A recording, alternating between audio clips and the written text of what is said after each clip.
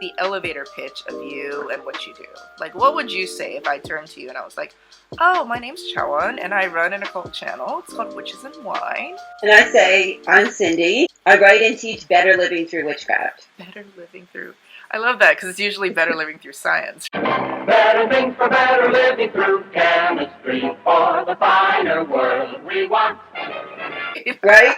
I'm glad you get the reference. Then I would ask, of course, oh, witchcraft. That's so interesting. Like, what sort of witchy stuff do you do?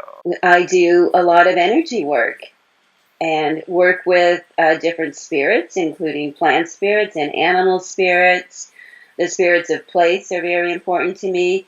And I fundamentally see witchcraft as a way for people to grow and expand and heal and to live better lives. The way that I actually got to know about you was through your blog on Patheos Pagan, Keeping Her Keys. And, you know, like, I've worked with Hekate or Hekate. Some people call her Hekate. Yeah. Like really old witches. That's how I first heard her name was Hekate. I found your blog and, you know, I was reading through it, and I love how your blog talks about really, I mean, you give instructions on how to, I think you have one article about how to first draw her in, you know, like how to first kind of introduce yourself to her. I've been working with Hekate for at least a decade in a kind of where she is my like primary goddess or the primary energy source that I work with for probably a decade. Before that, it was I was a member of the Fellowship of Isis. How did she come to you? Well, this is a funny story because I wanted to be like a better story, but I was honestly folding towels in the laundry room. And I had like this, you know, I think as I was kind of like really tired, kind of in a natural trance state, you know how you are, it's late at night and you're doing the laundry. And I just heard this voice this really clear voice that said, it's time. You know, I love the myths and the lore about Hekate, and I think her energy currents are very real. But at that time, I was like super hardcore atheist, even though I was a member of the Fellowship of Isis, because I love the stories about the goddesses so much. And I was like, what is going on? Like, what is this? What is this? I hear someone talking to me. I'm losing it. And I also had this like flash of knowing that it was Hekate. And Hekate was only like a peripheral goddess that I really didn't even know anything about at the time. And so I wrote that article, I think when Hekate calls, and it's so amazing that I have literally heard from hundreds of people since I wrote that about their experience with Hekate calling them for a first time and having that kind of thing, like, what is this voice I'm hearing? Like, I'm nuts. Like, I'm not the type of person who hears the gods. The gods don't speak to me, but I hear this voice. Like, I've heard so many stories, you know, like the scientist in me says, but the data says, you know, you've heard from hundreds of people who are telling you the same kind of thing happened. Why is it happening so often now? I feel like Hekate, over the years, has become more and more well-known. I think that's really interesting, and that's why she fascinates me, you know, like as a subject to write about. There's so much to write about Hekate. And why is she so popular now when she really is like this liminal goddess who is on the fringe of mythology and literature and art for like 3,000 years, but never right front and center. She's always just there. We live in a time of great transformation, you know, like a great change. And I think the overall energetic currents on our planet change based on where we're at, where the planet is at. And I think we are in this kind of tumultuous time where energies like Hekate that are dark and powerful and about sovereignty and personal power really emerge. And it's what people need. When we talk about like the rise and the popularity of witchcraft and young witches being drawn to the craft, I think, you know, Hekate has always been the goddess of witches, dating back to like her earliest known history, 3,000 years ago when the Greeks got a hold of her, she was a fertility goddess, she was a dark mother, and she was associated with magic. So Hecate's always been, it's really about going into the dark, and finding the truth in the darkness, the dark wet womb, and all those things. I call it the holy darkness. The holy darkness within ourselves when we need to go like through it, into those deeper parts of ourselves, those difficult times. And it's also like the holy darkness really in Western society where so much is changing, and we see kind of like the rise of leaders who are really fighting against this kind of change where the world is becoming less about the patriarchy and more empowering, for women and people who aren't part of the patriarchy. When you see how powerful people are becoming. And I think goddesses like Hekate, the Morrigan, for some people they find this strength in the current by connecting with demons. So I think it's definitely a big vibe right now that people are really tapping into something. On Facebook, somebody wrote down that they think that Hekate is misunderstood and actually she's in heaven, that she's actually not a dark goddess and she's a light goddess. I don't know about that, but who is Hekate to you? Hekate is primarily, I call her the Dark Mother. But to me, the Dark Mother means that she is a force of creation and destruction. She is the dark and she is the torches in the dark. Beyond being an embodied goddess, she has this dualistic nature where she is both things.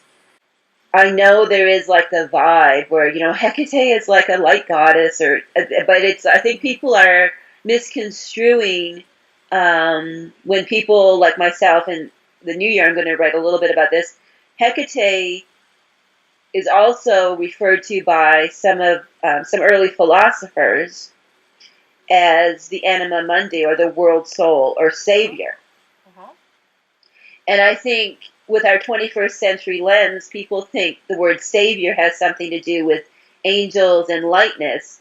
But to the authors who were writing about her 2,000 years ago, they didn't have the Christian idea of what salvation was. So it's a really different. So I think there is kind of this conflation where people kind of see these terms that Hecate is Sotiera, and they try to Christian her up and make her to be a light goddess, when to the authors who are writing about her, they saw salvation being very much like a dark thing and of the underworld and of soul's progression. When most people think about salvation, it's heaven. Come to Jesus. Jesus, and it's passive, right? Like it's passive. And, when the ancient writers were talking about Hecate or Persephone as Sotiera, Persephone and Hecate weren't coming to save your ass. Like you turn to that energy or that myth to find your own way through the darkness, about your soul's progression. It wasn't about, you go and say 7 Hail Marys and you can be a big asshole the rest of the week. It was real salvation, right? It was that soul working up through your journey. It's like heavy, deep, dark salvation. I don't like to sound like I'm picking on Christians, but, there is that kind of like that insta forgiveness, like that you can just be saved. And this is not instant. Hecate is Sotiera is not about instant salvation. It fascinates me how she is like this dark goddess, this nefarious goddess who was drinking blood and leading her horde of hobgoblins, but always wearing the golden sandals. Like she always had awesome footwear. But then a few hundred years later, here these Neoplatonic scholars are writing about her as the very soul of the world. Like, that really fascinates me, right? So often when we think about the world soul, we think of like Gaia, and it's green, and it's kind of Mother Nature selling shampoo or something. But when people were writing and talking about Anima Mundi all these years ago, some of the earliest thinkers, they saw the Anima Mundi as this dark goddess. That's one of the things that I'm starting to think more and more about. All the guests that I've had have had fundamentally the same message, which is about aligning to your true will. You know, Aleister Crowley said it that way, but even if you're not about him, it's literally knowing yourself, know thyself, being totally grounded and full of gravitas in who you are. And then from that place of power, which is sovereignty, which is agency, then you can affect the world around you. It's very against the traditional monotheistic way of looking at life, where it's like the power comes from above into you. This is like the power comes from within, and then you extend it out. So a lot of that has to do with shadow work. And a lot of people don't want to do shadow work. But then when I think about Hekate, she is a liminal goddess and she's a dark goddess. So inherently she's about the shadow work. Shadow work is really about you go through everything and you learn at the end of it that it's okay just to be you. So I think the liminality of Hekate, I think kind of her vibe since antiquity is that she was associated with souls and the distressed and the unwanted and the darker parts of humanity, that she really lends herself well to shadow work and to soul retrieval and all those kinds of things that are really a big part of what I teach and write about. Yeah, a lot of what you write about in terms of Hekate is about the, I would say, reclaiming who you are. And you have to do as you feel led. I mean, I think one of the things with Hekate is that although she, you know, like a lot of us Hecateans practice the Deipnon, which is a ritual honoring her every dark moon, Hekate is well pleased by offerings, but she's fine without them. You know, and she is a goddess that's very much about sovereignty, that if you want to follow her, if you want to go in deeper into yourself and learn about your shadow self and learn how to work, like understand and be connected to your shadow, she'll provide, you know, light those torches and lead you in the right direction. But ultimately, it's your free will. You can do the work or not. It's really no skin off of her nose. I'm hearing this story from hundreds and hundreds of people, so it's a legitimate phenomenon. She retains her sovereignty, and she expects you to do the same. And you respect her, and she respects you, which is very different than supplication. What would you suggest would be a good mindset to approach Hekate with? I think to be open-minded. You know, it's perfectly understandable to fear Hekate. You know, as she's an intimidating force, and because she brings up those parts of ourselves that we're really afraid of. You know, that her energetic current does that. So I would say just take it easy. Just start honoring her on the dark moon, which is the astrological new moon. Do a simple ritual in your home. And maybe over the course of, say, like 6 cycles or something, actually do the Deipnon, where you go to a crossroads in the dead of night and leave her a food offering and walk away without looking back. Because it's a transformative experience. And if you see what the Deipnon actually is, you know, you can leave offerings to Hekate anywhere. She does like crossroads. She's always been associated with crossroads. But it's the act. It's such an act of will and sovereignty to be like, yeah, I'm going to go take this food and food out to this goddess in the middle of the night by myself. You know, you think about the whole act of doing the Deipnon it's very sovereign. You know, it's not an act of supplication. Like you are honoring her, but you're really saying, I am powerful enough to go and do this kind of weird thing. Some people think it's kind of weird to do this, you know, but you think about what that is. Like, it is about sovereignty. No one really wants to go out and find a crossroads in the middle of the night. Can you describe a little bit more exactly what the Deipnon is? The Deipnon has become a really common modern practice. It's based on records from ancient Greece about 2,500 years ago. So every dark moon, and so the ancient Greeks had a completely different calendar than what we do now. So that would be the liminal space between one month and the other, is the night of the dark moon. So to them, Hekate, of course, inhabited this liminal space. a lot of the different like city-states and islands actually worshipped Hekate as a goddess of the household. So the Deipnon was all about having a supper for her where you did things to earn her favor and her protection for the month ahead. So even though she wasn't kind of part of the main Olympians, like Zeus and Hera and Athena, that there was this practice. So you make the supper. They would sacrifice an animal, and they would all touch the animal to get rid of their miasma, their toxic, whatever they had going on, and then they would sacrifice the animal, and the animal would be offered to her at the crossroads. That's basically where the ancient Deipnon came from. Now, today, a lot of people will adapt that for modern life, so they'll offer a different type of sacrifice. So give up something for a month, give up, I don't know, Starbucks for a month, or, something that's more in keeping of the spirit of what the ancients were doing compared to actually just offering like cakes and wine at the crossroads.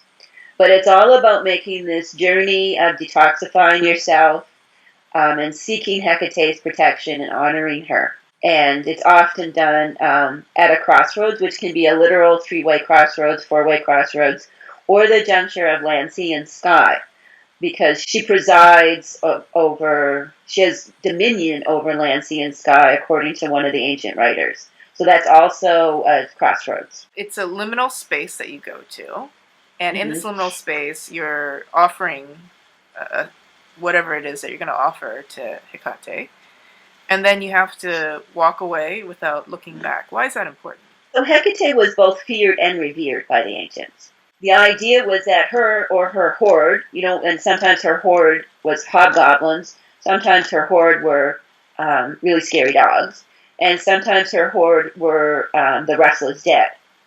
So the idea, you left the offering, and then you got the hell out of there before you got to think a goddess who's got hobgoblins, really scary dogs, and murderers and the outcasts hanging around with her. You don't look back. You just get out of there. And then, of course, the offerings actually would feed the outcasts of society, because the positions, where they would leave them at these crossroads, that's where, the unclean dead would be buried, or where the really poor, unwanted cast-offs of society, they would live in these areas where these offerings were made. Oh, so hungry ghosts, spirits, people, animals. Exactly. Let's talk about practical aspects of this. So somebody's like, I want to work with Hekate. I'm going to start doing that. What can they expect to see once they start doing it? Let's say not just 1 month, but they've done it for 3 or 4 months. Usually, if you do the Deipnon, you make the Hekate supper and you do the offering, I would say after that is usually when people will do a meditation or some kind of journey to open themselves up to her messages. Even as you're walking back, if you walk a little ways to do it, you just really kind of, if you're safe, of course, open yourself up to her messages and signs, and you'll start to see them. Because what it does is this practice draws her energy currents closer to you. People have often described building a relationship with a deity as building a relationship with just anybody. It's the same thing. Same thing. So you give a present and attention to somebody, you're going to build a closer relationship than if you just casually, spam them when you need something from them. And also, if you take the time to make it something that's important to you, instead of just saying, I, for example, I don't like red roses at all. So if you gave me red roses, I would think, oh, that's really nice, but you clearly don't know me very well. But if you gave me, I don't know, asters, I love asters. So if you gave me asters, I would be like, oh yeah, you're giving me something that I will care for. But then if you gave me your favorite flower and you only had one flower and you really love this flower and you gave it to me, then I would really know that you really cared about me. So, it's the difference of offerings, right? And it's about building a relationship. It's giving of yourself versus just giving something. It's just you always have that one person at Christmas who buys you the gift that they wanted, but it's not Yes. really what you wanted. So they got you a gift, yeah, but it's sort of like, oh, a PlayStation 4. I don't play video games, but yeah, you can Here you come over go. my house and play it from now on. Or you're just giving someone a gift, because you want them to do nice things for you. Oh, yeah, and you can always tell. It's like when that guy, he like pays for dinner and stuff and you can just feel that he expects something out of that date because he paid for dinner. Right? So that, Yeah. I think some people, when they get into working with Hekate or any deity, they kind of have that mindset. Like, oh, I'm gonna do this, I'm gonna set up a shrine to you and I'm gonna do all the things right, so you better do things for me. And it's like, it doesn't work like that in mundane relationships. Why do you think it would work like that in a spiritual relationship with a deity? It's like, guys, keep in mind, you're building a relationship. This isn't Right. just like, you're not trying to use her. You're actually working with her. And again, That it's this idea of like sovereignty versus like, I'm just gonna like take stuff from Hekate, like she's like a mom and I'm like the helpless baby. That's not how it works. No, sometimes people, that's kind of where they start, I think, with Hecate, because they are so wounded at the time. And I think those people either get really frustrated, and I call them drive-by Hecateans, like they last for like Oh my god, yes. it's like, oh, there goes another one. Because it is about building a relationship, and she's not like, she's the dark mother, she's the mother of all, she's not your mother. And a lot of people are wounded and they need to heal the mother wound, and she can certainly help with that. But Hecate will always be the one who says, I'm here, like, heal yourself, like, take my energy currents, take my power, but you do the work. And it's a really different vibe than, I think, you know what I mean, than like what some people have experienced with different faiths or even different goddesses. That it's agentic, like you said earlier. It's about agency and choice. If you were dating Hecate, it would be like a super healthy relationship. She's like totally on your side and she wants you to become the person that you were meant to be, but she's not going to do the work for you. No, but she will kick your ass, like, if you get out of line. Tough love. Tough love. And she can be distant and aloof, because she's not that kind of cuddly energy, where everything's going to be all right there. It's more like, well, you've done it this time. She's like that really good friend you have who's like, tells you the truth, but if you still make a mess out of things, they're there to help you bury the body. She's like a ride or die. She's a total Exactly. ride or die. Since you started working with her, how has your life changed just in a practical way? This is like one of the other things I've really kind of discovered is that so many people have an experience where Hecate comes to them kind of when they're at their weakest, like their darkest hour. They really transform their lives. And that certainly was the case for me. Like, I was going through a lot of kind of the things that people do in their 30s. I was getting divorced, and my career was having, it was like a typical kind of, you said earlier, you have a demographic of younger witches and witches in their 40s. It's because in the 30s we're like busy getting divorced and having kids and doing all kinds of other stuff. No time for witchcraft. So all this stuff was going on, and I was really, really, like, really in a bad place. Like, really not connected to my magic or anything in any really important way. And she really helped me through, like, all those dark times and making all those tough decisions and getting to a place where, like, after 10 years, where I lived the life that I always wanted to have. But it wasn't easy. Like, it took a lot of grit and sacrifice, not to her, but, on my part. So I think she is very, like, she's known as, like, the triple-headed goddess, and people love that image of her. But when you unpack what the triple-headed goddess really is, triformous, it's about transformation. So I think she's very much a goddess of transformation, too, that will guide you to better living through witchcraft. I think a lot of people, they're looking for those cool reminders or signs from her that they should work with her. Like, one of the big questions that I've been constantly getting is, you know, should I work with her? Like, how do I even know? Like, should I be waiting for a black dog to show up? So sometimes people do feel called, they hear that voice, but other times it's more of a distant thing. So I think if you're like seeking Hekate, I think really exploring what she means to you and kind of creating that mundane mindset, but also opening up to symbols and signs in the world. Like, does a black dog come to you?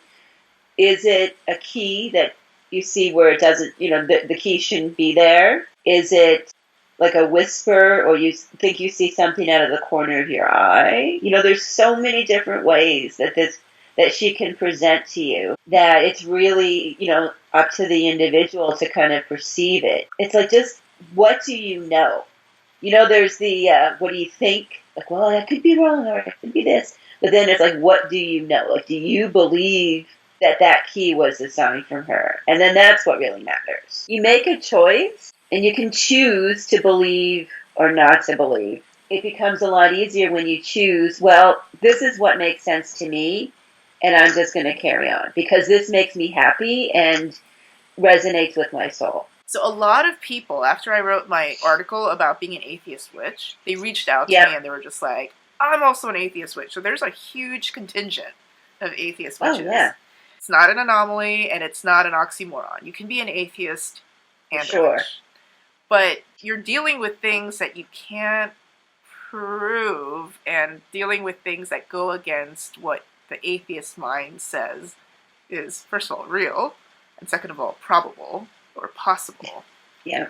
You've been working with her for 10 years. You've been working with plants, and, you just know it, right? But it's not like you're having fantastic, spiritual, visits and stuff, on a daily basis. So how do you know? I think this is such an interesting question, and it's like, you know what? I can't be sure in kind of the grand scale, but I know what resonates and works for me. And there's a certain degree of uncertainty that I think is inherent in witchcraft.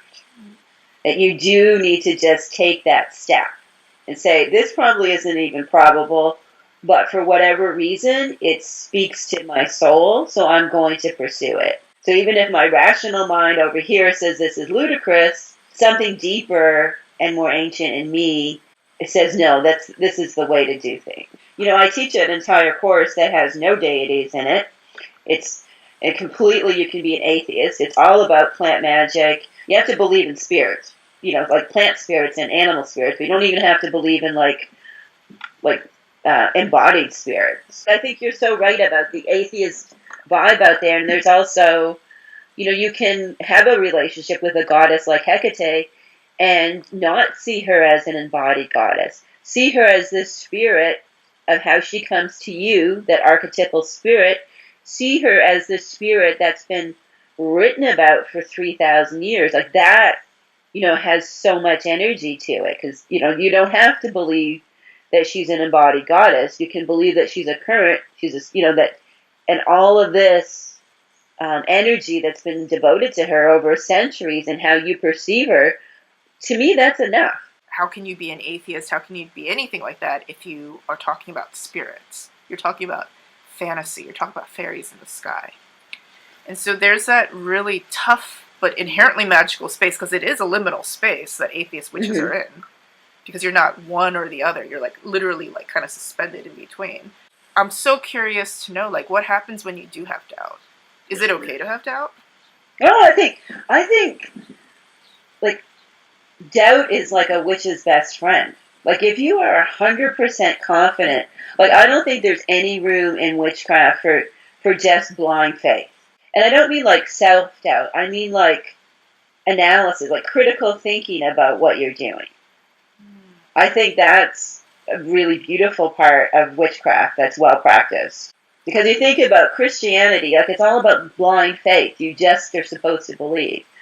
But I think in witchcraft, it's why no one's asking you to believe anything. Believe what works for you and do magic as it makes sense to you. But always, like, the better records you keep about what you're doing, the better you'll be able to track if what you're doing is working or not. Guys, magical journals are everything, and They are everything. they are everything. And guys, like, if you're a scientist going to Antarctica, do you think you're just going to make observations in your head and not write it down? You have to write Exactly. it down. And I always say to have your magical journal and then have, like, your formal book of shadows. Because the formal book of shadows is like, this is done. I've got this spell, I've got all this stuff done. But your magical journal is where you make your word webs and you come up with your ideas and you tell the truth. And, you really, that magical journal is key. Tell me about your classes. So I do a year and a day course about Hekate and witchcraft. I like the kind of year and a day vibe. I think it's good for people who really want like an intensive program. That's really about, learning about Hekate, plant magic, animal spirit magic, kind of everything that honors the spirit of her ancient witches, like Medea and Kirke, in a very modern way. And then I teach the Sacred Seven, which is really a magical program of personal development. But you learn a lot about plants and animal spirits and some planetary magic, a little bit of stoichia, so a little bit of more occulty things. And then we do some consciousness work at the end. So it's really using all these different kind of spirits and magical practices to kind of achieve like a more magical life. The life that's to move you forward towards the life that you want for yourself or the life that you feel you were put here to live. So it sounds like one course, it deals more with Hekate, and the other course, it deals more with like a general magic. Yeah, and the element, we do a lot of elemental magic, so there's no deities in the Sacred Seven at all. A lot of moon magic. If you're doing any course with me, we're gonna be doing lots with the moon. So it's just all those other forces, but no deities. This Hekate course that goes for a year and a day. Yeah. Like, how much work is it? Working on the course. It's a pretty intensive course. We do, they have assignments. They have, so the textbook is my book on my intro to modern Hekate and witchcraft. And then they have like a guide that's about 10,000 words that's just for the students. And then they have their assignments. And then we do community events. So they learn how to like lead journeys and lead rituals and support people through them as well. So not just book learning, they're doing a bunch of stuff. And then they do like individual projects and group projects as well, where they kind of an area that fascinates them, where they go in deeper.